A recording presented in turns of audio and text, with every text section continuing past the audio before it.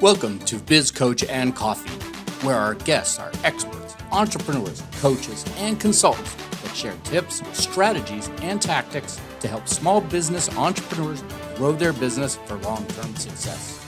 Please welcome your host, Biz Coach Steve Feld.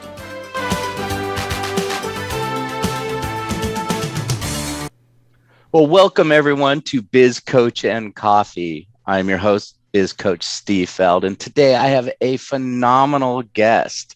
We actually met through Lunch Club, and we got to know each other that way. And the more we talked, our time was up, but we kept talking.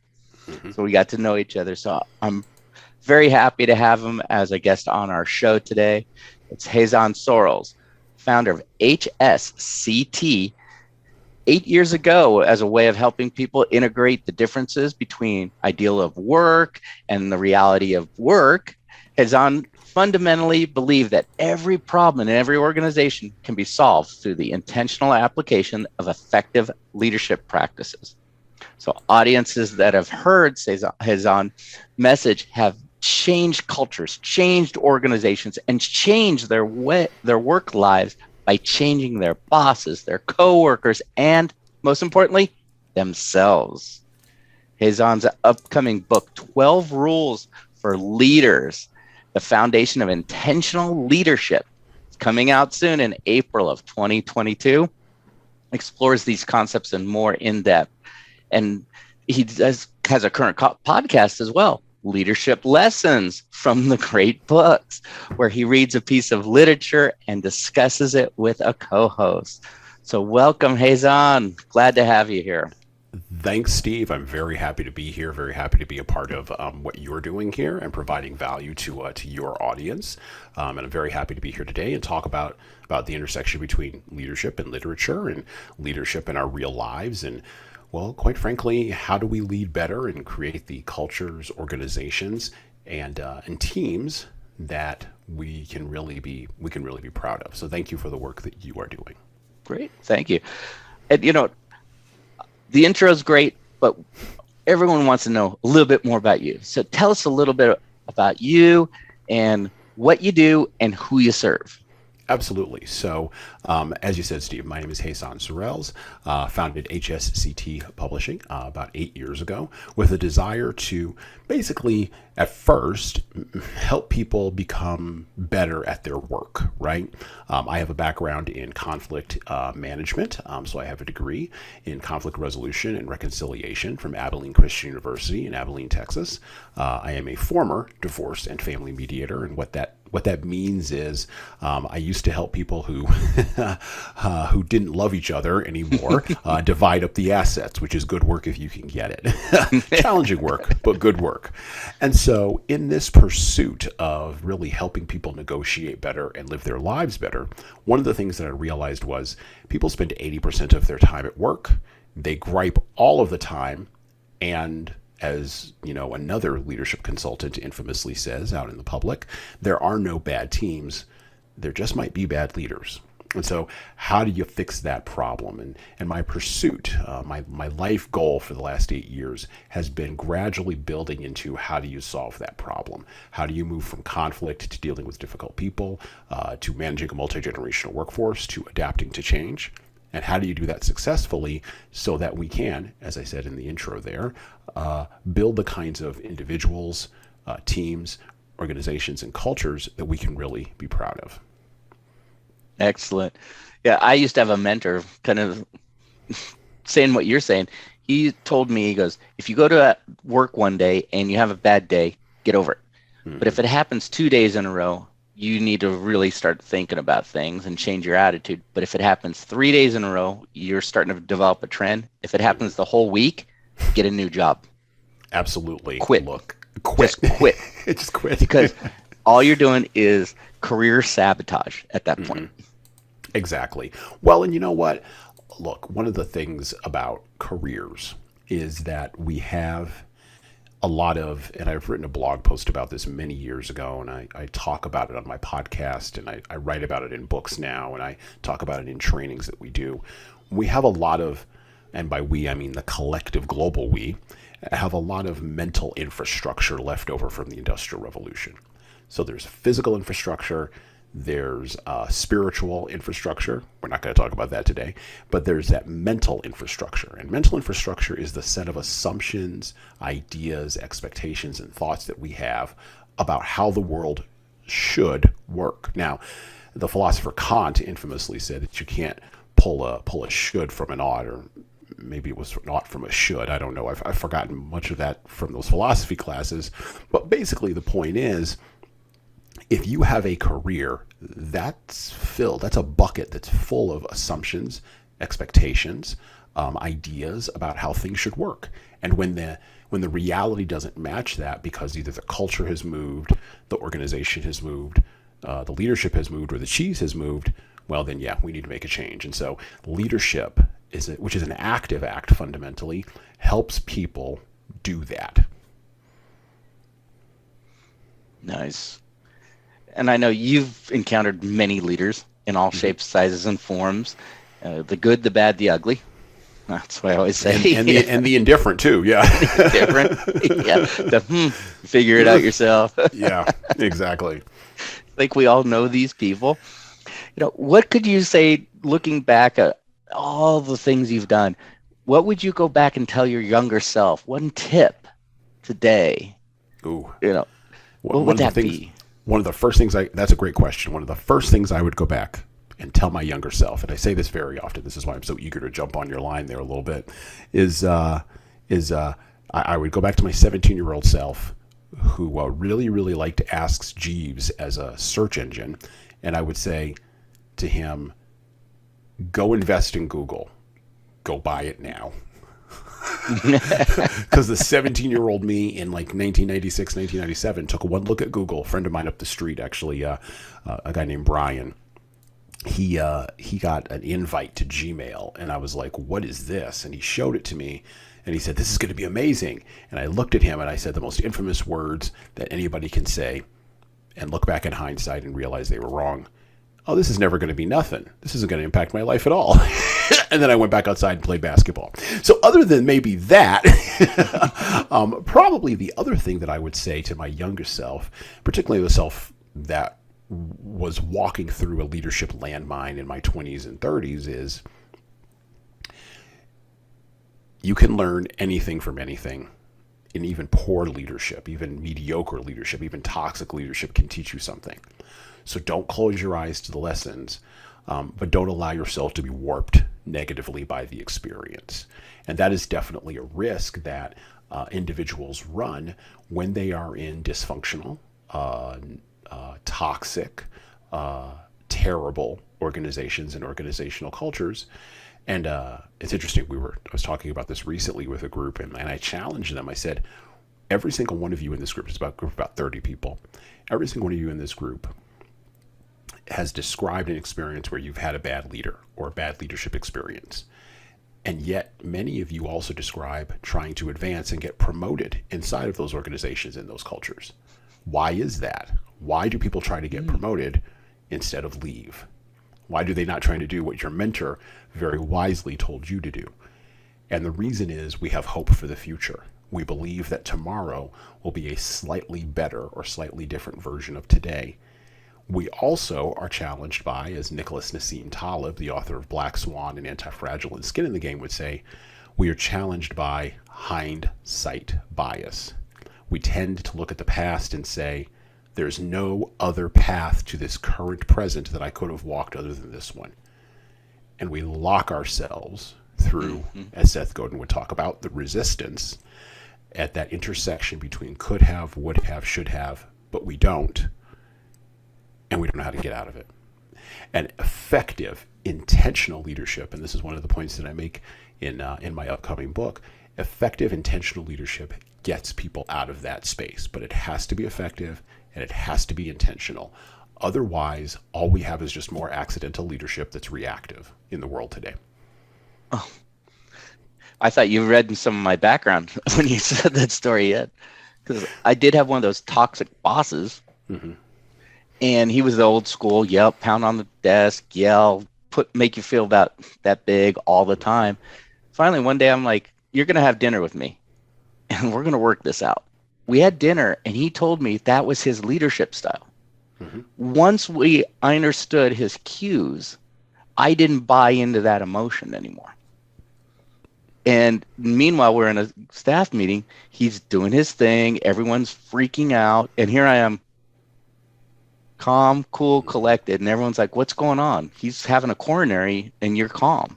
I'm like, come, you all meet with me after the meeting. I'll put it in ways you'll understand. I understood it. I heard it a different way. I solved the Rubik's Cube. Let me show you. Let me show you how it's solved. Yeah. Yep. Or as Steve Jobs would say, and one more thing. Yes. It was always that with him. It was always that with him. Well, Steve, look, one of the things about understanding leaders, and leaders aren't hard to understand. They're people just like anybody else, right? One of the things that I think we have to recognize is how the insights that we can get from various areas of our lives really can impact us and can really help us develop not only as leaders, but develop ourselves as followers and develop other people. Mm-hmm. Look, leadership and followership are fundamentally relational acts, right? You need to be in relationship with someone to lead them. And quite frankly, you need to be in relationship with someone to follow them. However, our American-centric culture, not eccentric, although it is very eccentric, but our American-centric culture says to almost everybody, everyone can lead, everyone should lead, and quite frankly, if you're not leading, you're somehow doing it wrong.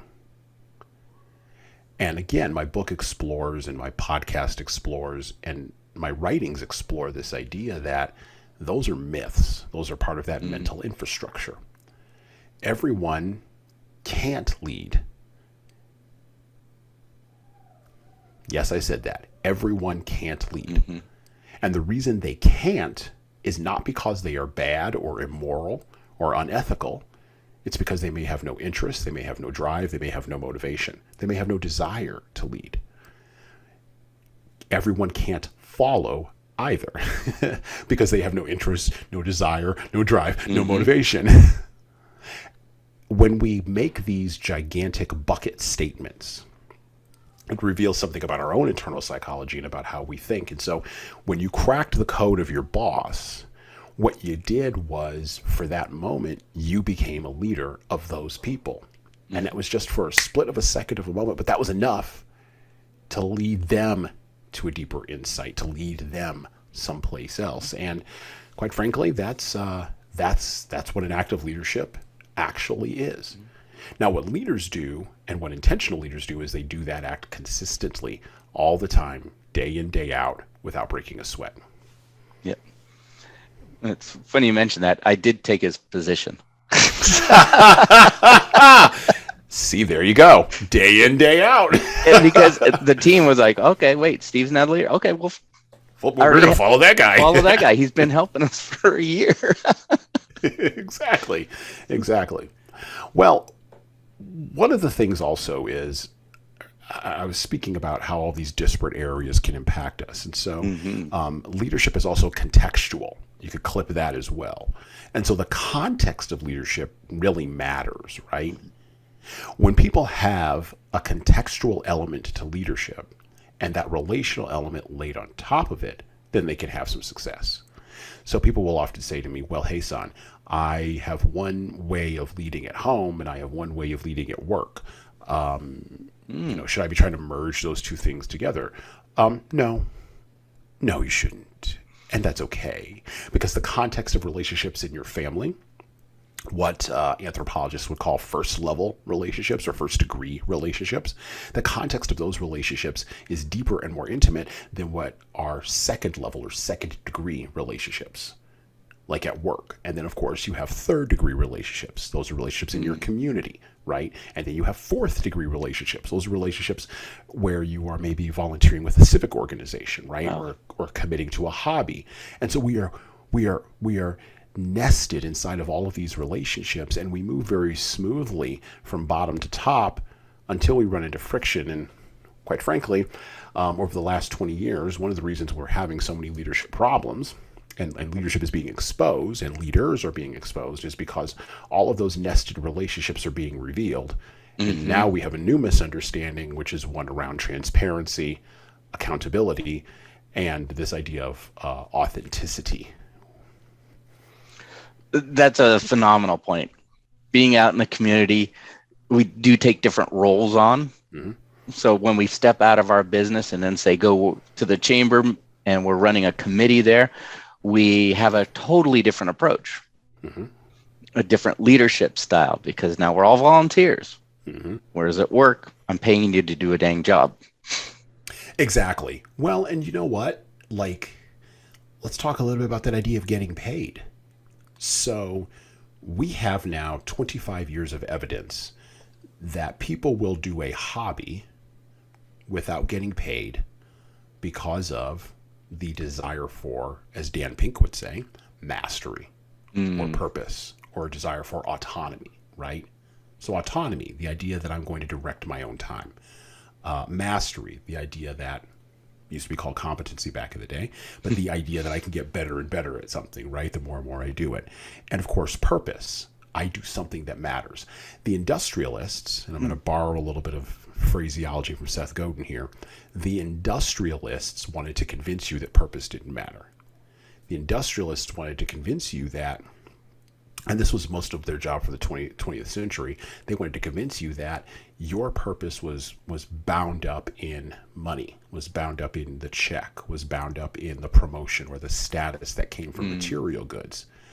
And now we live in a space of, whether we want to admit it or not, we live in a space of material abundance.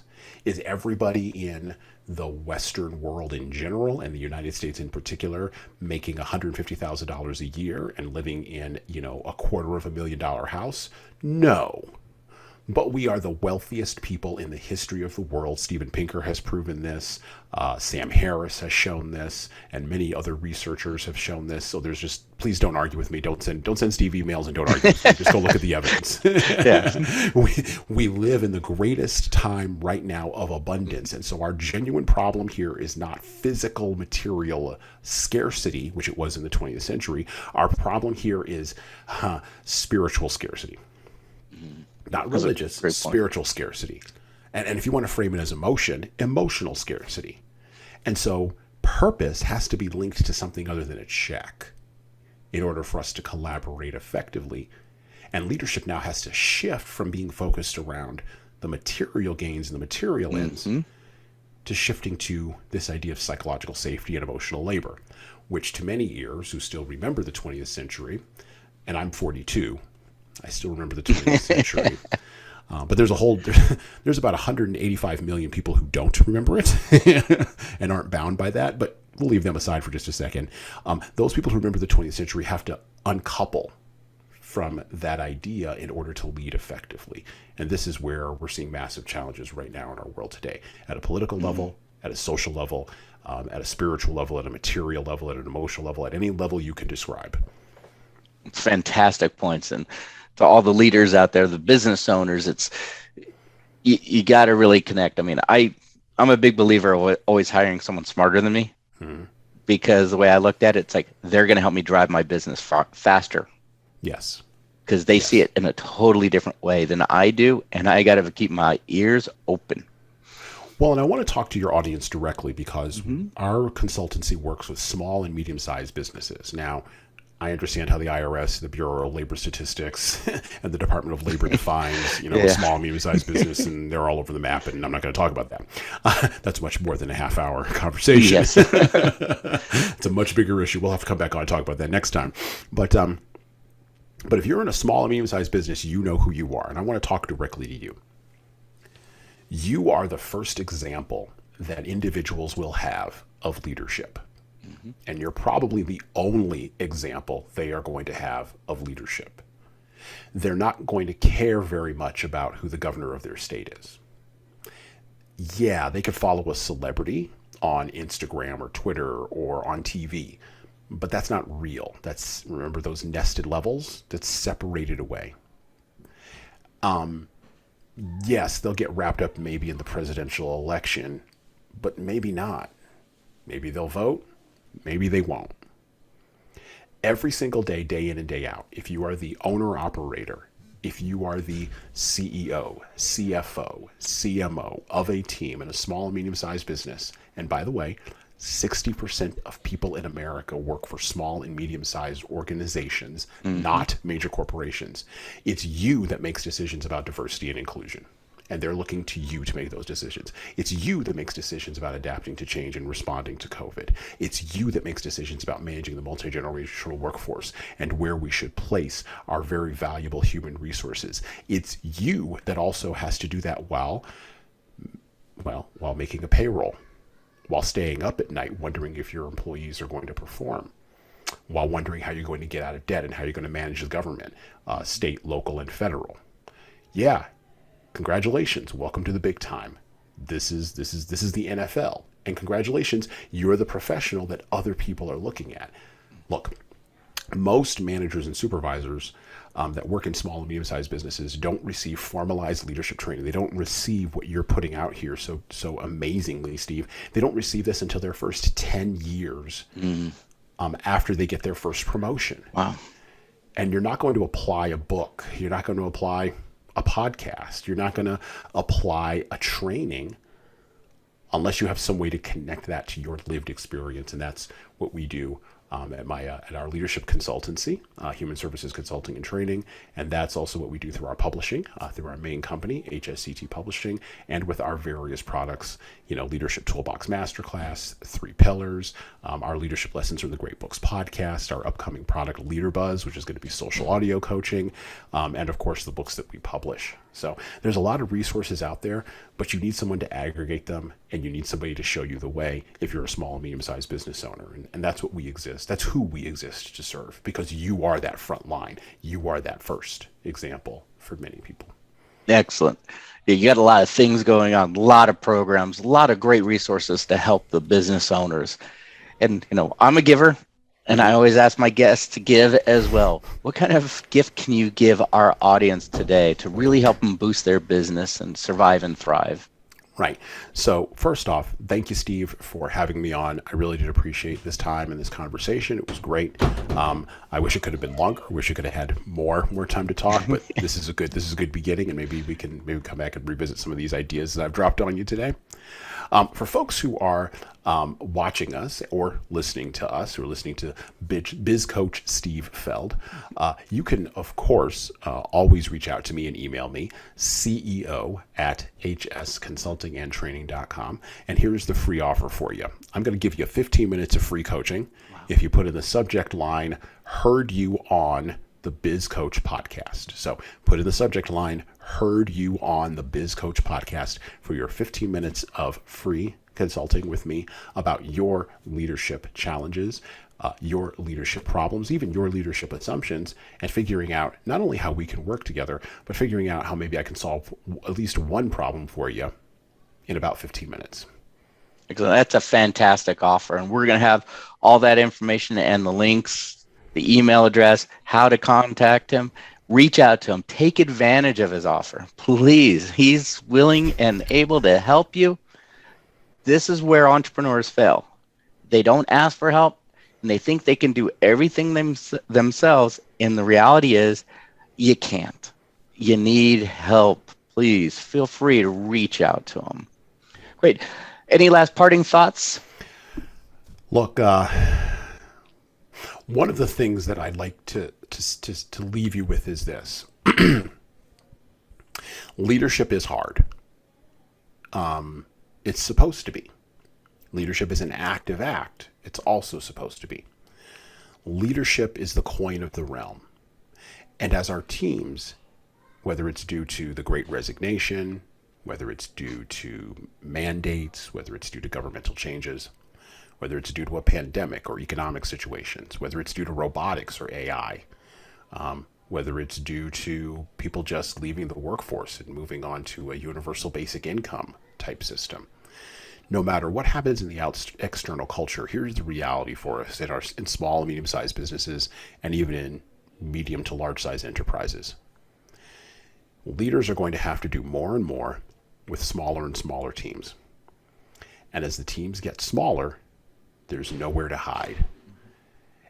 And what will separate small teams who thrive and survive from small teams that don't make it is going to be effective leadership.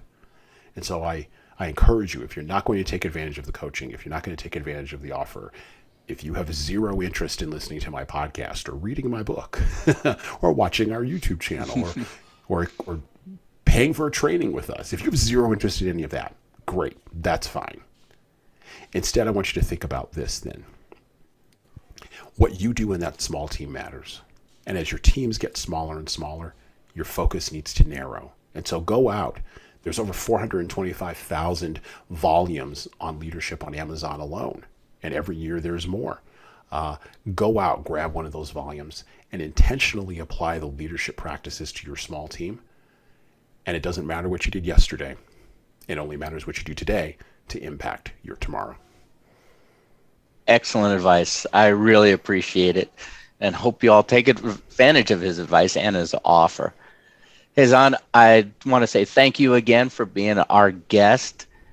For everyone else, please, if you like this episode, make sure you like and subscribe.